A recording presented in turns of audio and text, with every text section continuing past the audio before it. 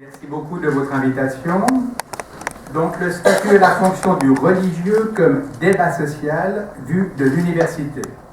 Le titre a été proposé par Sandra Arenas et je l'ai accepté.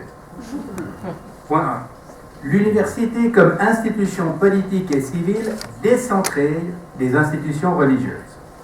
Le titre de ce premier point indique une vision de fond touchant la société et ce qui s'y déploie. Supposons que nos sociétés modernes sont traversées d'une différenciation de sphères culturelles, le savoir, le religieux, l'esthétique, le moral, le pénal, avec à l'arrière-plan le politique et le civil, eux-mêmes distingués l'un de l'autre. Ce sont des sphères aux régulations propres et qui relèvent de types de rationalité différents.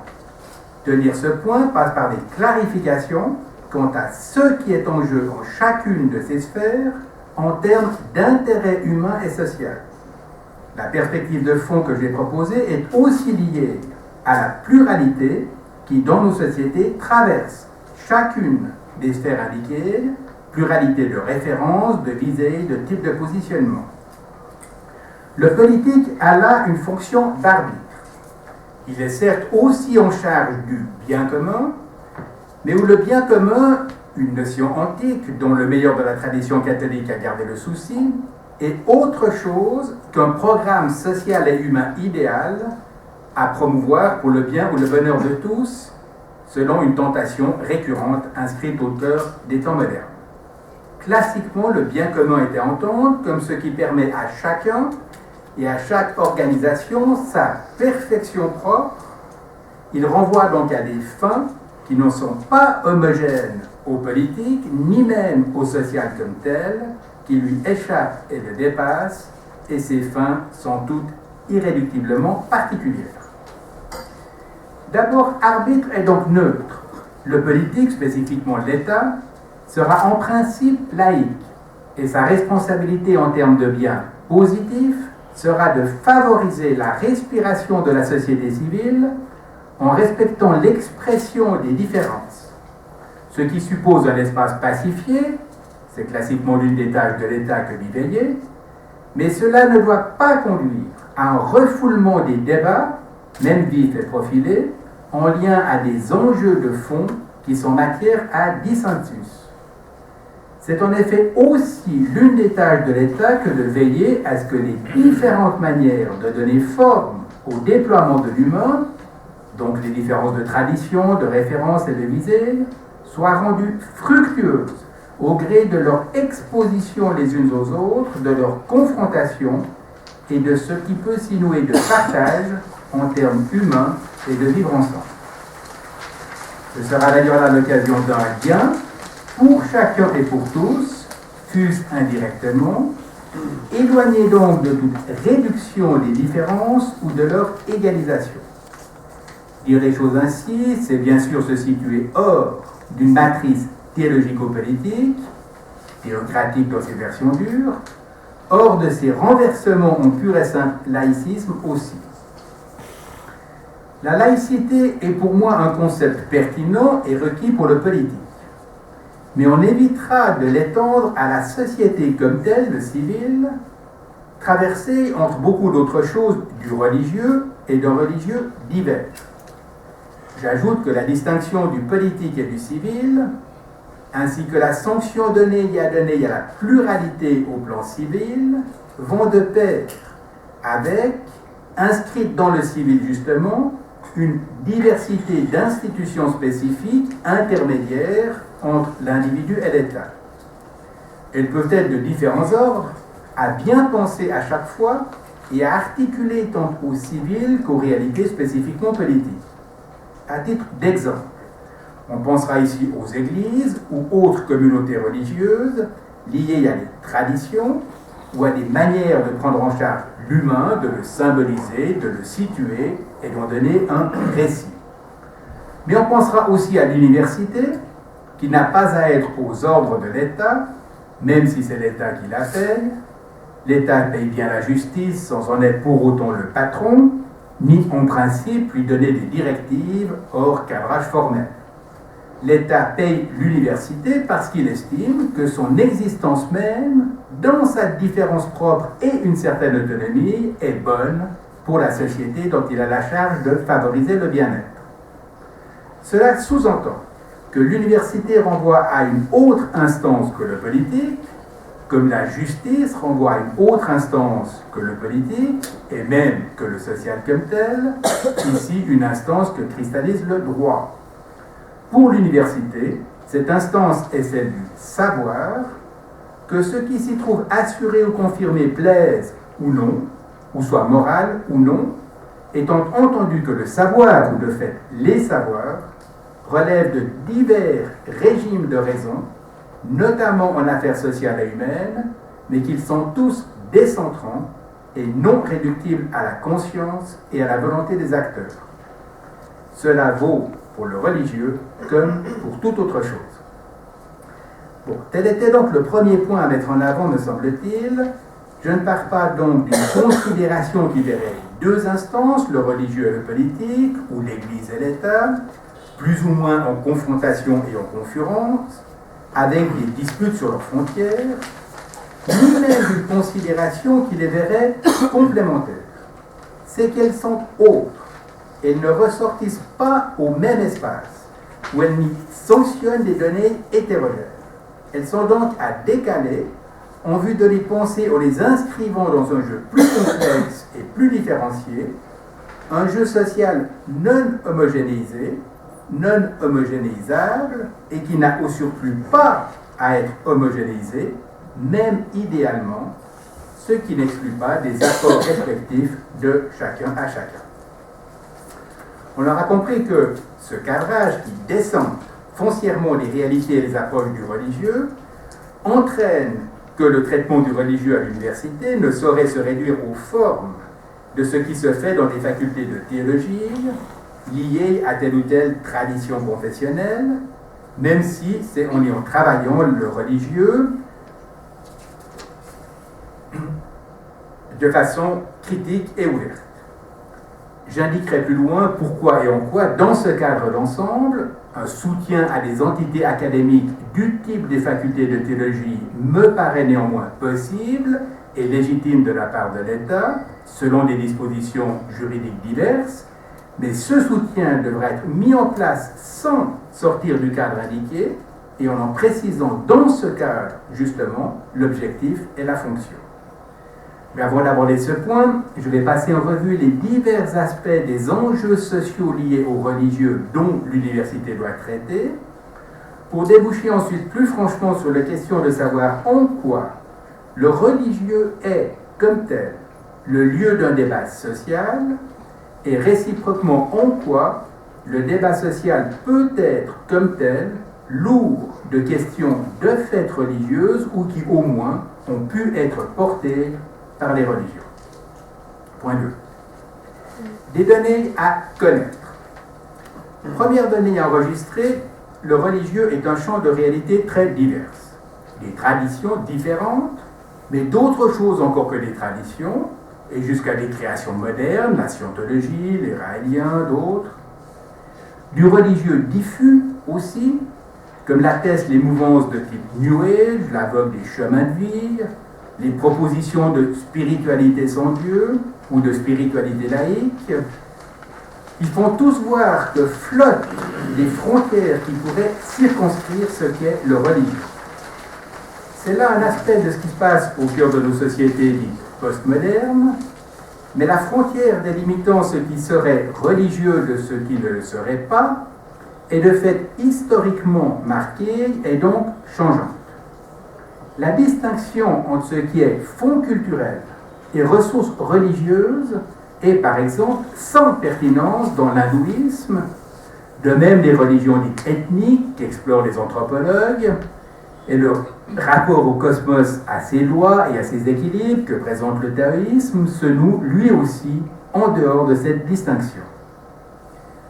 Dans son histoire de longue durée, l'Occident fait également voir des différences et des discontinuités touchant le statut et la fonction du religieux, et donc son rapport à d'autres réalités humaines et sociales, de l'Antiquité classique à l'Antiquité tardive, bien sûr, et cela ne concerne pas que ni d'abord le christianisme qui s'y noue ou y naît, mais tout autant au cours de l'histoire même du christianisme, de l'Antiquité tardive au Moyen Âge, au temps moderne ou à la postmodernité, différente encore. La fonction, du coup le statut, de ce qu'on peut appeler le religieux n'est ainsi pas autre selon les ères de civilisation ou les systèmes symboliques seulement, elle change aussi avec le temps. Le montre pour commencer dans notre histoire occidentale la dualité de deux verbes qu'on a rattachés à religio, le reléguer, une attitude de retrait sage et de relecture devant un cosmos qui dépasse l'humain et dont il convient de lire les signes, une vertu opposée alors à l'hubris, et le religare, relié verticalement aux dieux et horizontalement les humains entre eux en communauté ou en église. À quoi s'ajoute toute la gamme des rapports entre religion et pouvoir, dont seule une vue courte et déterminée par des affects modernes peut penser qu'ils sont toujours et ont toujours été d'emboîtement et du coup de légitimation réciproque dans un ensemble en principe unitaire. On évoquera enfin les recoupements entre sphères différentes, aussi vrais que le symbolique et le rituel, centraux en matière religieuse, se retrouvent et fonctionnent hors religion, justement, en politique, dans la vie quotidienne, individuelle et sociale, dans le sport, ailleurs encore. En matière religieuse, on a donc affaire à des différences irréductibles. C'est en effet la disposition même du terrain qui est autre, non seulement la manière d'occuper des places qui se retrouveraient chez chacun. Exemple, une référence à un dieu ou à du divin, l'allégation d'un fondement, un régime de médiation, une organisation de type communautaire, etc. Toutes choses qui ne se donnent justement pas dans toute circonscription religieuse. Et l'on a affaire à des discontinuités en forme de basculement, non à un simple jeu de modification et de reprise dès lors possible. Du coup, ne se présente pas plus une homogénéité pensable du religieux, dont on pourrait dire une systématique interne, que du déploiement linéaire, où l'on pourrait déplacer un curseur entre un moins et un moins d'émancipation ou un plus de traditionnalisme, par exemple. On a plutôt à faire face à des surgissements, toujours nouveaux, à interpréter. Il en va aujourd'hui ainsi des radicalités religieuses, telles l'évangélisme, au sens évangélical, ou l'islamisme, typique de notre temps. Elles sont provoquées, ces radicalités, par la situation socio-culturelle présente, leur venue à l'avant-scène répondant à des difficultés sociales contemporaines, notamment de la désorientation et de la mondialisation. Elles sont des produits de cette situation dans leur forme même. Pour exemple, l'unicité d'un sens alors que la tradition dont elle se réclame avait théorisé le contraire, ainsi en christianisme, un phénomène de rationalisation interne entraînant à comprendre et à présenter la position religieuse comme un savoir, la construction d'un passé idéal déshistorisé et déculturé, une socialisation religieuse hors enracinement traditionnel et hors des médiations qui s'y sont cristallisées, etc. Tout ce que je viens d'esquisser est à connaître, et l'université doit y pourvoir. Il y a en effet à connaître ces différences, ces discontinuités, ces surgissements, avec leur caractère propre à chaque fois et ce qu'ils révèlent. Connaître, pour sortir de ce qui relève de réflexes spontanés et de méconnaissances diverses, tant sur le religieux que sur le social. Connaître, pour mieux comprendre et donc pouvoir accueillir l'altérité qui se tisse au cœur de toutes les affaires humaines, mais dont le religieux est une scène particulièrement appropriée, une altérité dont faire quelque chose positivement, et non à conjurer ni à ériger en objet de crainte contre lequel se défend. Connaître pour aussi, et ce n'est pas de moindre importance, être mieux à même d'interpréter le présent, que l'on voit trop souvent en fonction de pertes qu'on les estime alors heureuses ou malheureuses, ou de gain liés à de la nouveauté, dont on peut là aussi alors se réjouir ou se plaindre, et selon des oppositions binaires, piégeantes, ne permettant pas de comprendre ce qui se passe réellement. Point 3. Le religieux comme symptôme.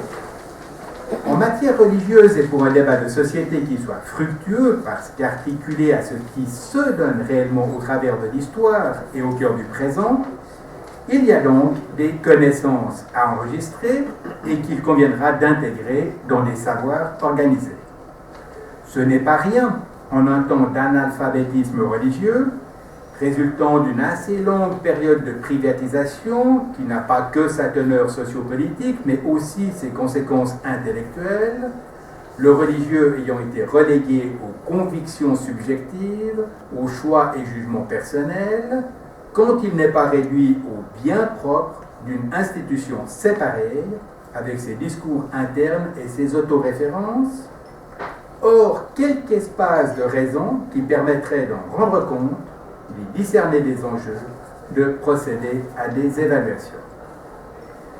Mais en matière religieuse, il n'y a pas qu'à connaître ou à savoir seulement, et ici sur un horizon large, qui n'est pas celui de la conscience spontanée des acteurs ni des croyants. Il y a aussi, dans la foulée, à interpréter ce qui s'y passe, et tout particulièrement en rapport au social, ce avec quoi il est aux prises et ce qui le traverse. Le religieux vaut ici symptôme, dans ses formes mêmes et ce qui s'y trouve cristallisé. On l'aura pressenti dans ce que j'ai évoqué du religieux diffus et des spiritualités laïques ou sans Dieu, avec ce qui s'y lit prioritairement d'une quête d'équilibre de vie, pouvant valoir comme retour de sagesse ancienne et se réclamer de connaissances archaïques ou ésotériques, en appelant alors à des dimensions non prises en compte dans l'officialité des savoirs autorisés, ici soupçonnées de dérives technocrates et de réduction du champ des données pertinentes. En matière de symptômes, je renverrai ici à deux phénomènes qui recoupent une bonne part du faisceau que déploie le religieux dans nos sociétés contemporaines, tout en y cristallisant de la nouveauté, ce qui en fait tout particulièrement des moments instructifs. Premier phénomène, déjà évoqué, donc les radicalités religieuses, avec pour exemple l'évangélisme dans le christianisme, l'islamisme ou le salafisme en islam.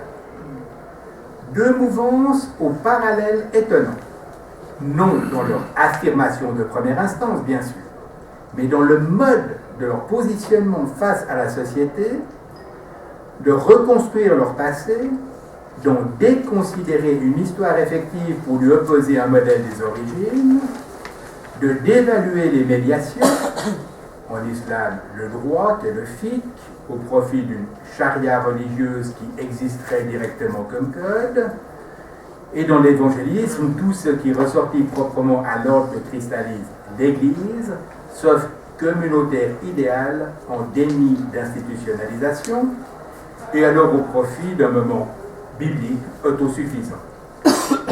La vision est ici d'entrée mondialisée, donc uniformisée, et s'avère fréquent le recours à Internet, non seulement comme source directe d'information, mais même comme lieu ou moment de formation. Au total émerge de la religion sans culture, pour reprendre l'expression d'Olivier Roy, où il n'y a pas à entendre que la religion n'y serait pas ouverte à une culture qui lui ferait face et qui aurait aussi ses valeurs propres à reconnaître, mais au sens où la religion ne serait pas intrinsèquement faite de données culturelles, ce qu'elle est pourtant et a toujours été, et de part en part. Le christianisme l'avait même théorisé pour lui-même. Ce qui est mis en avant vaut alors, dans ces mouvances, comme contre-modèle, se présentant comme intégral et sur le même plan que ce à quoi il s'oppose, du coup en alternative. Sur ce point aussi fondamental à mon sens, il y a symptôme. Et là encore, à l'occasion d'une vraie nouveauté, même quand elle est déniée, et qu'on se dit, se veut et se comprend comme vrai fidèle, à l'inverse de libéraux adaptatifs alors dénoncés. Second phénomène du religieux compensatoire. Il s'inscrit délibérément sur la première des fonctions que la religion peut aujourd'hui assumer, selon Zizek, mais lui il préfère la seconde. Je cite, « Dans le nouvel ordre mondial, deux rôles sont possibles pour la religion, un rôle thérapeutique ou un rôle critique. Ou bien la religion aide les individus à s'intégrer toujours mieux à l'ordre existant, ou bien elle essaie de s'affirmer comme une instance critique et dit ce qui ne va pas dans cet ordre comme tel. » Donc le compensatoire qui s'inscrit sur la première des fonctions, indiquée par Zizek, le religieux y prend alors des formes typiques du contemporain, centrées avant tout sur l'individu et son développement personnel, ou visant progression intérieure, à l'écart d'un social laissé à lui-même, dont on s'accommode ou dont on joue des divers registres et espaces par ailleurs. Je note que les projets de cohérence d'il y a quelques décennies, exigeants voire héroïques, ont fait non seulement place à des trajectoires multiples au cœur d'un social plus éclaté, ou d'un social réduit à des dynamiques techniques de pure croissance quantitative vers du toujours plus et du toujours même, malgré la nouveauté perpétuellement proclamée, mais de fait du gadget voué à obsolescence rapide, mais encore à une multiplicité au cœur même de vie individuelle qui se déploie désormais au gré de mondes, d'espaces et de temps différents et plutôt juxtaposés. Cela a sa vertu et permet de la singularité au gré d'itinéraires propres, mais cela laisse le social travailler d'insatisfaction qui se venge. Un social non pensé selon quelque finalité que ce soit, même touchant l'humain qui y est inscrit, un social neutralisé et de fait homogénéisé, mais non sans de très fortes réductions, le plus souvent non conscientes, sans compter les atteintes portées à la biosphère par la dynamique aveugle alors à l'œuvre.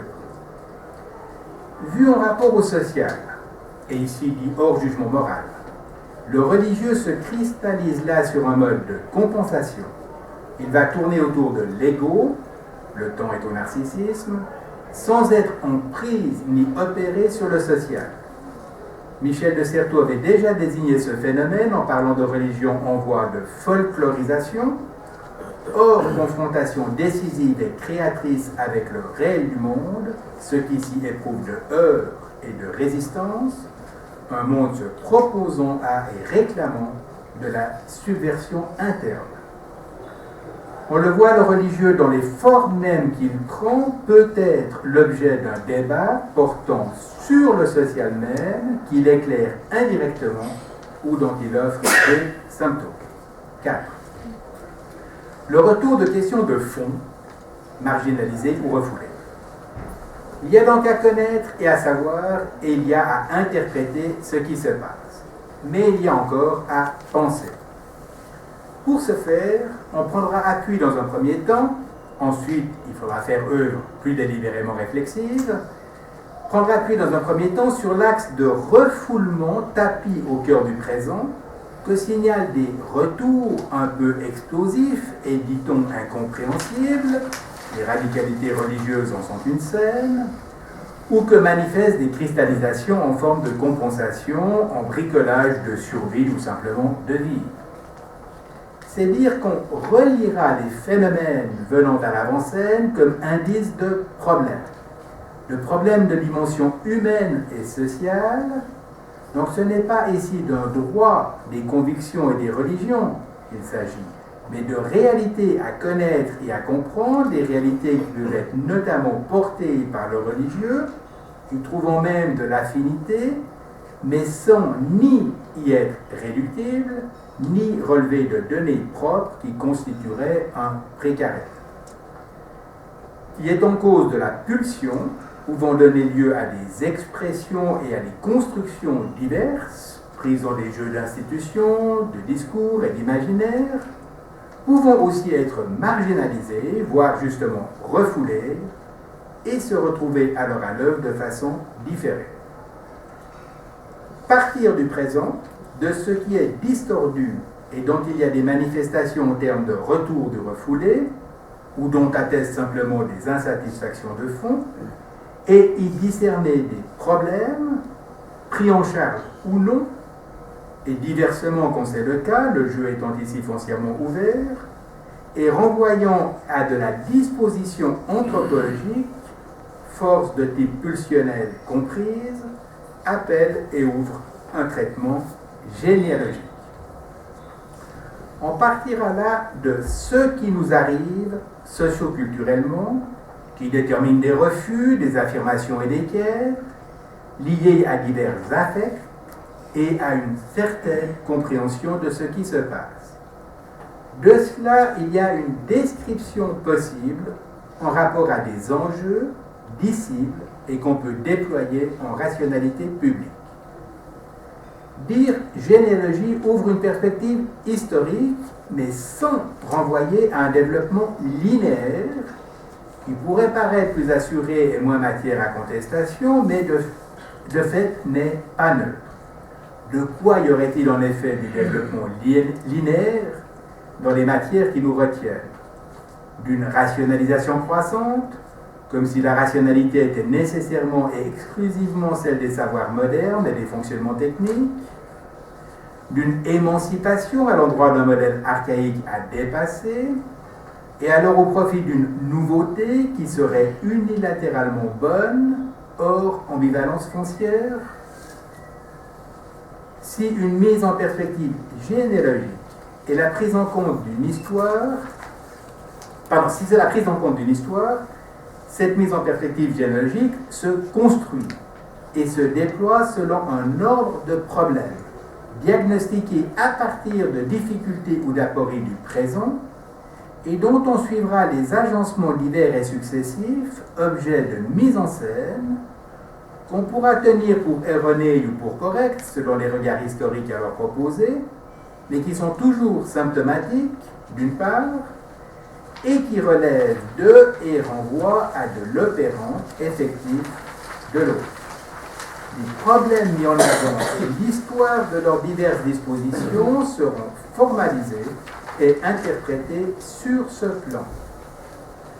J'ajoute que tel que proposé, une mise en perspective généalogique suppose un regard prenant en compte de la longue durée, qui peut seul faire voir des dispositions de fond différentes et passant par de réelles discontinuités, autres que de simples modifications dans les mises en place, avec des valorisations et des refus prenant forme sur un terrain, en fin de compte, toujours même non décentré et insuffisamment problématisé. Le regard développé aura en outre requis la convocation d'un arrière-fond de large ampleur, faisant voir, plus synchroniquement cette fois, des différences de civilisation ou de systèmes symboliques pouvant ouvrir sur de la comparaison. À partir d'une relecture du religieux comme lieu de problème inscrit dans le social et l'humain comme tel, or la conscience des acteurs, du côté des religions comme du côté de la société d'ailleurs, on pourra dès lors montrer des enjeux touchant ce qu'il en est de l'humain, de son existence singulière et inscrite dans le monde, des enjeux alors à penser. Ces enjeux ont été portés par les religions diversement, et en outre de façon indirecte, ou tout au moins ne présentant pas des motifs qui seraient de plein pied avec ce qui s'affirme au cœur du présent, ni avec ce qui peut s'y déchiffrer de refoulement. Penser, c'est dès lors mettre en œuvre des questions transversales. Pour quelques exemples, le type de rapport au temps ou à l'espace, la manière de rendre compte de l'altérité et de ce qui est en excès, externe aux religieux considérés ou gérés en son cœur même, les modes de légitimation mis en œuvre, le type de rapport au fondement, la mise en place ou non de médiation avec leur statut et les procédures y renvoyant, etc. J'ai déjà signalé que les discontinuités de dispositions socioculturelles qui scandent toute histoire et toute tradition montrent que le religieux n'est pas affaire d'objets fixes et isolables, mais de mise en scène, ce qui renvoie à des problèmes pris en charge ou différés. Les scènes proposées seront vues comme des manières, à chaque fois particulières, de répondre deux questions humaines de fond et de tous. Ainsi, de la question de la transcendance, qui n'est pas tant celle de ce qui y correspondrait ou y satisferait, le Dieu d'Abraham, d'Isaac et de Jacob, ou le Dieu de Descartes, Yahvé ou Allah, l'un au-delà de l'être, ou un principe ontothéologique, ou encore de la trace inscrite sur une asymétrie de fond, mais une manière parmi d'autres de répondre de ce qui excède ou de ce qui est non réductible à l'humain. Ce qui peut se faire autrement, justement, par exemple au gré de négociations de type rituel, relevant de techniques du corps et de l'esprit, en dehors d'une reconnaissance d'un transcendant avec lequel on entrerait en une relation pouvant aller jusqu'à une dramatique de l'âme, comme le christianisme l'a spécialement illustré. Et ce qui peut aussi être l'occasion d'un déni, porté sur tout ce qui est en excès, au profit d'un univers domesticable, peu ou prou maîtrisable techniquement, et d'une société secrètement ou insidieusement homogénéisée. Dire transcendance est donc une manière particulière de rendre raison d'une donne plus vaste, ouverte et lourde d'une problématique, que la diversité des manières de donner forme à la vie dans le monde peut aider à dessiner. On pourra alors s'essayer à de la typologisation, mettant en avant, pour chaque forme prise en compte, des forces et des faiblesses respectives quant à ce qui est à chaque fois fait de l'humain. Le motif de la transcendance n'était ici qu'un exemple. Non hors temps, puisque pour la perspective généalogique ouverte, c'est bien de problèmes du présent qu'il convient de partir, et ici sur l'axe de refoulement ou de cristallisation en forme de compensation. Dans ce contexte, ce qui se passe autour du motif de la transcendance s'avère significatif. S'il donne en effet un refus, en ce que la transcendance est vue et alors dénoncée comme hétéronomie, mais sans décalage et selon un investissement qui en dit plus sur les affects du temps que sur des enjeux de fond. Surtout, on y risque de la répétition, différée mais néanmoins toujours du même, inversé ou réactif. En rien renouvelant, caricatural sur le passé d'où l'on vient, superficiel quant au présent, et nous laissant condamner à rester infructueux et à invoquer des visées idéales et idéales, l'homme générique de la gauche hégélienne, ou un républicanisme récurrent en société française, sur fond égalitaire et égalisé, ou inversement être la proie de réaffirmations d'hétéronomie qui font justement voir de l'insatisfaction. Est attaché au motif de la transcendance, on l'aura pressenti, rien de moins que la question du sujet, de ses formes et aujourd'hui de son devenir, donc la vision de l'humain et de son rapport au social. Une thématique également investie selon des réflexes spontanés, où se fait voir une disqualification de toute antécédence et de toute appartenance au nom d'une autonomie, validée sur fond d'histoire trop courte.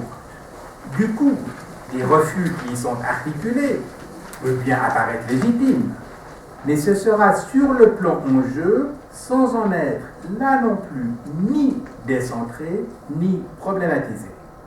On y laisse au surplus en panne toute question d'identité, ayant été foncièrement neutralisée la question de la symbolisation, du rapport au temps, au lieu, à l'autre, à soi, ainsi que les thématiques de la mémoire, de la tradition, des récits tenus ou à tenir. Retravailler le couplage du motif de la transcendance et de la question du sujet, la question du statut et de la forme du sujet, révèle en creux une prégnance contemporaine à homogénéisation, rampante mais forte, renforcée par une dissémination d'impératifs techniques et par une prégnance de principes dits éthiques, mais qui ne touche que les manières dont lesquelles se déploie la vie, laissant de côté les problèmes de fond et toute alternative forte. Pas de recours à de l'hétérogène ici qui permettrait de problématiser et de transformer, ce qui fait quasi naturellement l'organisation de la société et en détermine le cours. Et peu de place à de la dissidence ou à de l'objection de fond.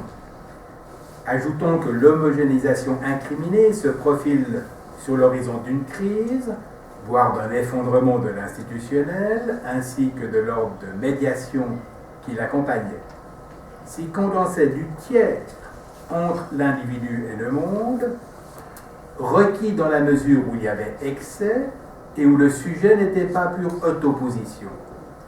De cela, la scène religieuse témoigne à l'envi, indirectement et directement. Mais il y aura à préciser ce qu'examiner les traditions dans ce cadre d'ensemble entraîne pour elles et pour la théologie qui s'y articule, même si et même quand elles sont vues pour elles-mêmes. Au total, le contemporain tente à ne plus faire droit à la différence, pas de vraie affirmation de soi et d'une consistance du monde comprenant des enracinements à habiter et à transformer, sauf de l'accommodement qui de fait désamorce et renvoie à du folklore, ce qui relèvera dès lors d'un tribal que la société postmoderne peut intégrer sans que son cours n'en soit dévié, ni mis en cause, ni interrompu. Le retour de questions liées aux religieux ou que les religions ont portées grippe ce déploiement et, à condition d'être appréhendé et pensé selon les jeux de différenciation que j'ai esquissés, peut s'avérer riche de renouvellement pour l'humain et la société. Point 5. D'un traitement différencié du social et d'une validation des différences et de l'hétérogène. L'objectif, la visée et l'horizon sont ici rien de moins que ceux d'un renouvellement du social de tous, travailler les religions et ce qui s'y passe étant l'occasion d'un débat portant sur la société même, non seulement sur la place qu'on y réserve ou non aux religions. Mais tout ce que j'ai dit jusqu'ici conduit à refuser que cela se fasse selon un traitement unique et sous un seul angle, vite surplombé d'un universel au demeurant, dont les réactions contemporaines disent bien l'insuffisance, voire pire. Le travail doit aussi se faire en articulation sur chacune des traditions en jeu qui doivent être ni éliminées, ni laissées en marge. C'est qu'elles cristallisent le fait que les fins de l'homme ne sont pas réductibles à celles de l'ensemble du social comme tel, mais renvoient à de l'hétérogène, a fortiori quand elles sont religieuses, et qu'elles sont nécessairement plurielles. Vous l'aurez compris, je tiens la particularité des cristallisations religieuses, comme des cristallisations sociales d'ailleurs, pour indépassables. Il convient d'en partir et d'y revenir. C'est qu'elle est le seul lieu où l'humain répond réellement de soi, de ce qui le provoque et le fait être. Et ce n'est pas par hasard qu'elle soit également le seul mode sur lequel se constitue le religieux et le social, sauf rêve et illusion. La particularité est ici en définitive indépassable parce qu'il y a de l'hétérogène foncier et que dans leur différence même au cœur du monde, les cristallisations religieuses ou plus globalement sociales ne peuvent que se donner de manière hétérogène les unes aux autres. Je n'en valide pas ici le fait pour ouvrir sur des particularismes auto-référés et dès lors juxtaposés les uns aux autres. Ce que j'ai esquissé plaide au contraire pour que chacun soit exposé à la vérité et que s'y ouvre du débat à partir des différences manifestées, mobilisant du transversal et ainsi du commun, bien sûr, mais non sous la forme de tel ou tel élément pouvant se trouver en chacun, ni non plus sous celle d'un dépassement en faveur d'une position conciliatrice plus haute ou plus profonde. Pour le profit d'un existé humain qui se noue vraiment et d'une vie en société qui se renouvelle toujours à nouveau, il faudra dès lors, en matière religieuse, mettre en œuvre un double regard. Selon une différence irréductible d'axes d'interrogation et de problématiques, mais non sans que chacun de ces deux axes de travail ne s'en trouve enrichi indirectement par ce qui apparaît sur l'autre axe. On travaillera ainsi chaque tradition religieuse pour elle-même, ce qu'elle donne à voir, son histoire, ses transformations propres, sa manière de faire face aux défis du temps. Mais on le fera en faisant résonner au cœur même de ces réalités les plus propres, symboliques, rituelles, doctrinales et autres, les questions humaines dont de fait elle répond et auxquelles elle donne une forme particulière. Donc non en en répétant simplement le donné, ni en le laissant à ce qui en serait l'espace propre. En christianisme, c'est l'une des tâches de la théologie que dit pourvoir. Donc, premier axe. Mais on travaillera en même temps et hors tout espace de même coordonnées, ni quant aux objets, ni quant aux problématiques, la scène religieuse globale en fonction de la société même et du décentrement qu'elle représente par rapport aux religieux et à ses diverses cristallisations. On le fera pour en décrire la diversité, ses mutations, ceux qui la travaillent, en prenant aussi en charge la question de son meilleur aménagement possible pour l'humain, mais étant donné la perspective d'ensemble mise en place, en vue d'en réguler, non d'en réprimer les différences, et même d'en favoriser l'expression, selon des fins qui dépassent le social et auxquelles président les diverses instances qui traversent les déploiements de l'humain au cœur du monde. Ici, les différences qui se donnent à voir ont pris et prennent des visages, entre autres, religieux. On en tiendra compte positivement dans ce qui peut en être traduit en termes séculiers, pour exemple, d'un repos sabbatique imposé par une loi divine à une considération sur les bienfaits pour l'humain de rythme temporel aménagé. Mais ce qui résiste à traduction ou n'a pas à l'être, cristallisant de l'hétérogène, sera aussi déchiffré positivement, d'abord comme un saint rappel, indépendamment de ses formes qui peuvent être folles ou dangereuses, un rappel à valider à chaque fois, pour chaque cas, à l'endroit d'une société qui tente à s'homogénéiser à l'aune d'un impératif de prise en charge. Et cet hétérogène sera secondement rapporté à des motifs anthropologiques et sociaux de plus large portée.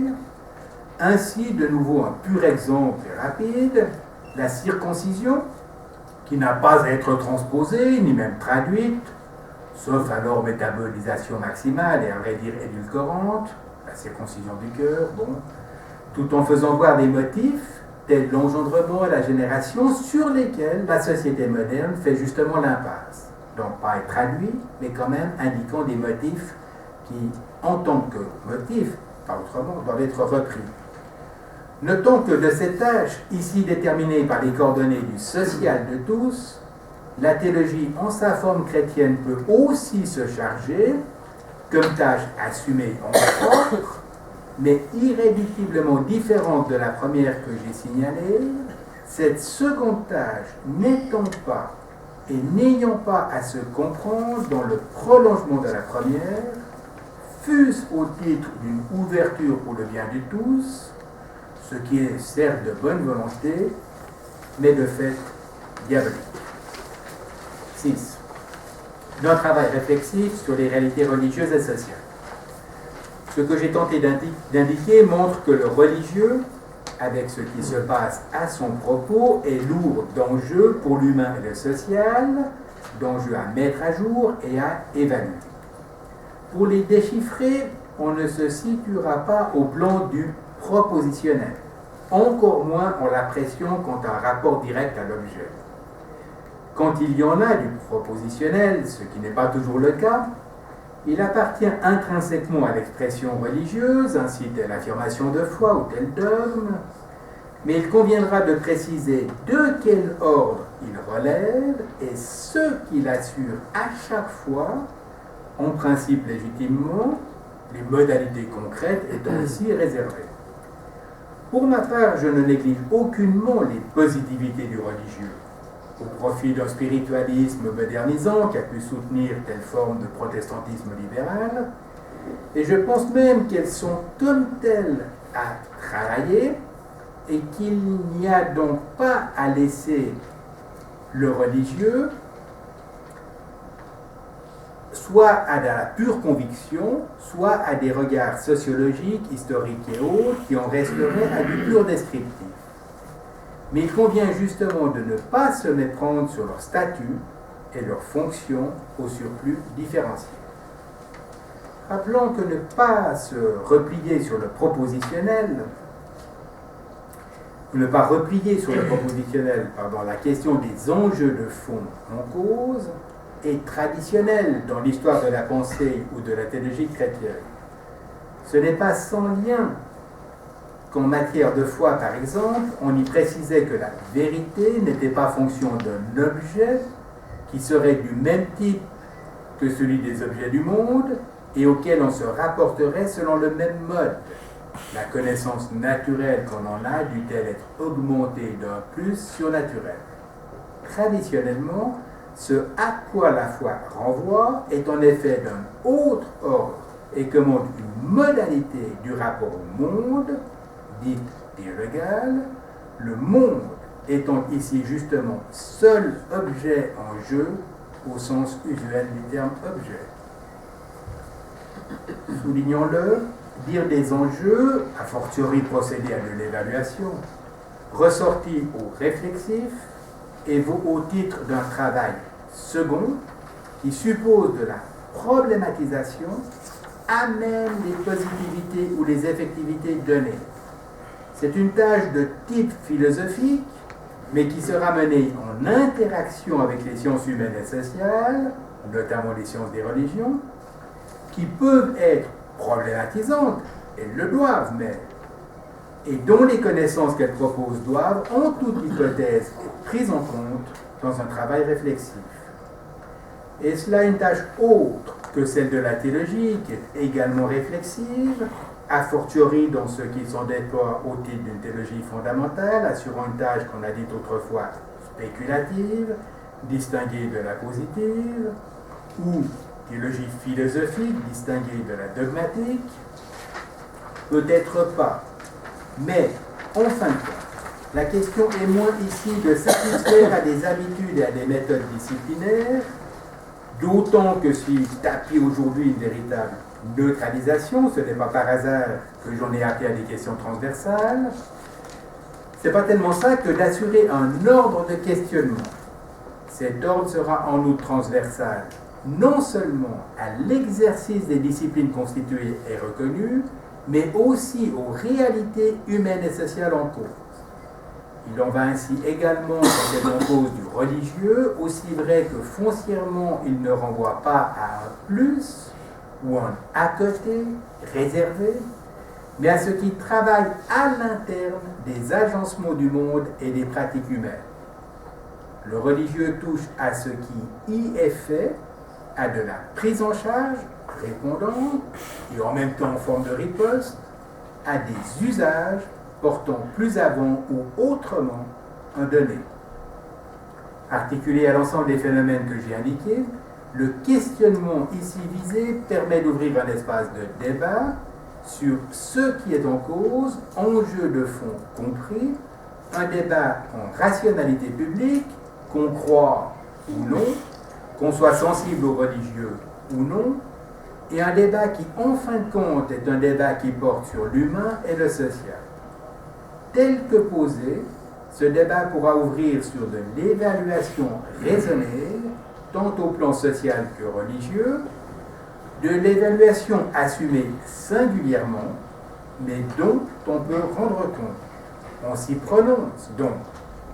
Et c'est alors d'une question de vérité dont on tranche et dont on répond, oui si l'on veut, mais différer des expressions directes, religieuses et autres, donc selon à chaque fois un régime spécifique de raison, approprié à ce qui s'y déploie et approprié au type d'enjeu qui s'y profile. Je vous remercie.